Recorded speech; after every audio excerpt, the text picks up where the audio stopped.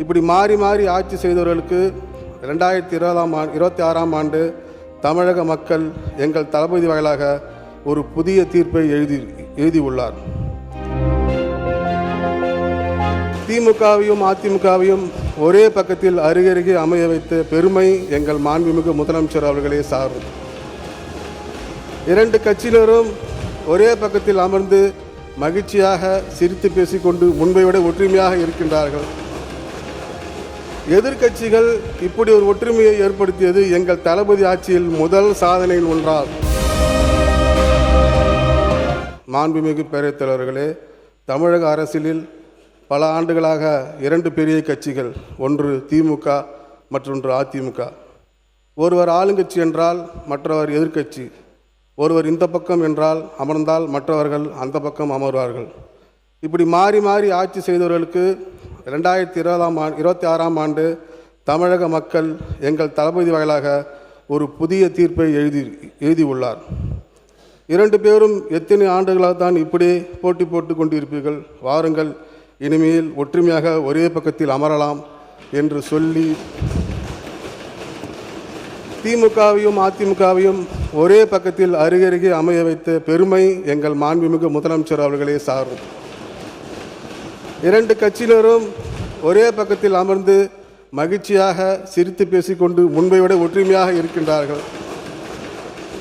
எதிர்க்கட்சிகள் இப்படி ஒரு ஒற்றுமையை ஏற்படுத்தியது எங்கள் தளபதி ஆட்சியில் முதல் சாதனையில் ஒன்றாகும்.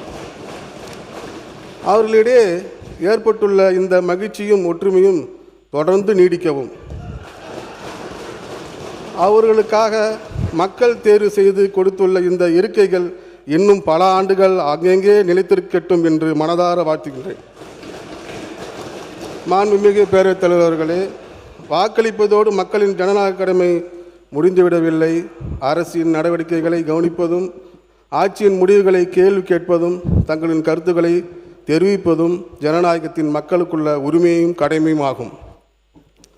ஒரு காலத்தில் சட்டமன்ற நிகழ்வுகள் மறுநாள் செய்தித்தாள்களில் ஒரு சில வரிகள் மட்டுமே மக்களை சென்றடைந்தன. ஆனால் இன்று நிலைமை முற்றிலும் மாறியிருக்கின்றது. வீடுகளில், அலுவலகங்களில், மருத்துவமனைகளில், வரவேற்பு அறைகளில், தேநீர் கடைகளில், சலூன் கடைகளில் என பட்டி தொட்டி எங்கும் சட்டமன்றம் நேரலை பார்க்கப்படுகிறது. மக்கள் வரவு செலவு திட்டம் குறித்து விவாதிக்கின்றார்கள். மானிய கோரிக்கை எந்த துறை அமைச்சர் என்ன அறிவித்தார் என்று பேசுகிறார்கள். எந்த சட்டமன்ற உறுப்பினர் தனது தொகுதிக்கான என்ன கோரிக்கை வைத்தார் என்று கவனிக்கின்றார்கள்.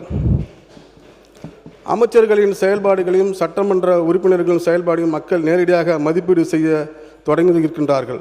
அவ்வளவு ஏன், நமது மாண்புமிகு பேரவைத் தலைவர் அவர்களுக்கே இன்று தமிழ்நாடு முழுவதும் தனி ரசிகர் பட்டாளம் உருவாக்கின்றது. இது தமிழ்நாட்டிற்கு ஒரு புதிய அரசியல் அனுபவம். சட்டமன்றம் இன்று கோட்டைக்குள் மட்டும் நடைபெறவில்லை, தமிழ்நாட்டின் ஒவ்வொரு வீட்டு வரவேற்பிலும் நடைபெற்று கொண்டிருக்கின்றது. அரசியலும் அரசின் செயல்பாடுகளும் இன்று பொதுமக்களின் அன்றாட உரையாடலிலும் ஒரு பகுதியாக மாறுகின்றன. மக்கள் இது ஏதோ ஒரு அரசாக பார்க்கவில்லை, தங்களுடைய அரசாக பார்க்க தொடங்கியிருக்கின்றார்கள். சாதாரண கடகோடி மக்களையும் அரசியல் விழிப்புணர்வோடு இணைத்து அரசின் பங்குதாரர்களாகவே மாற்றிய பெருமை எங்கள் மாண்புமிகு முதலமைச்சர் அவர்களே சாரும்.